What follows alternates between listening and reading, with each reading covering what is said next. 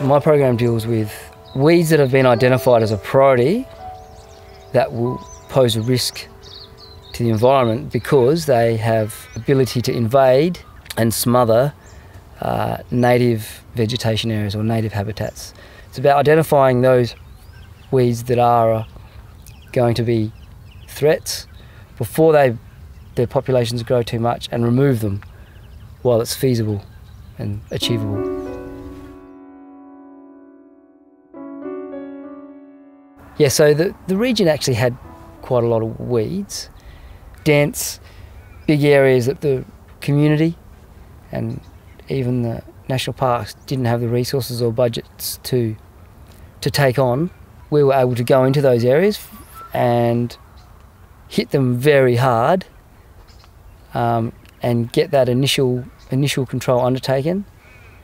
So now we leave some of these areas in a state that to maintain them as weed-free, so to speak, the effort is within the capabilities and resources of the community.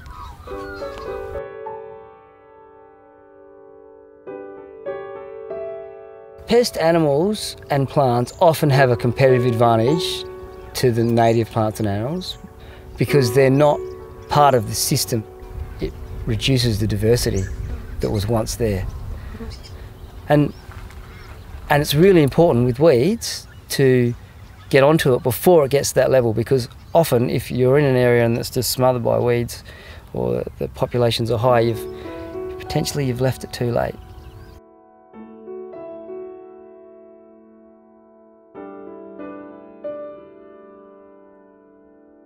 An important part of the program was to engage the local people in the pest management projects.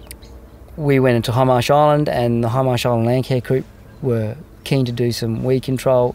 It aligned with the priorities of the program, so we funded them through a grant to do weed control over 3 years in this area around Wingate.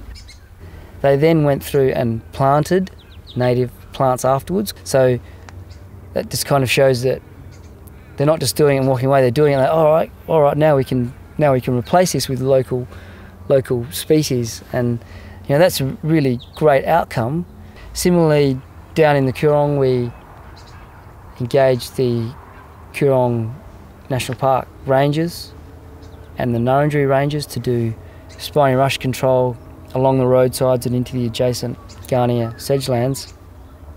Over 3 years they did that control, and now they know intimately where all those sites are, where spiny rush is a problem, and beyond the program, if there's any resources or they can incorporate into their own budgets, they'll want to go back and continue on with that protection, that control, because they're the ones that did it initially and they don't want to see that work undone.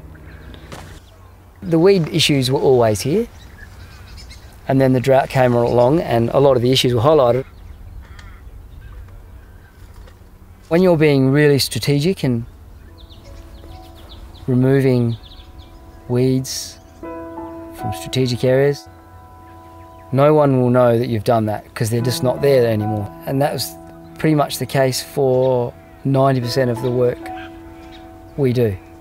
It's about removing things from areas so they're not there and nobody sees them if they're not there.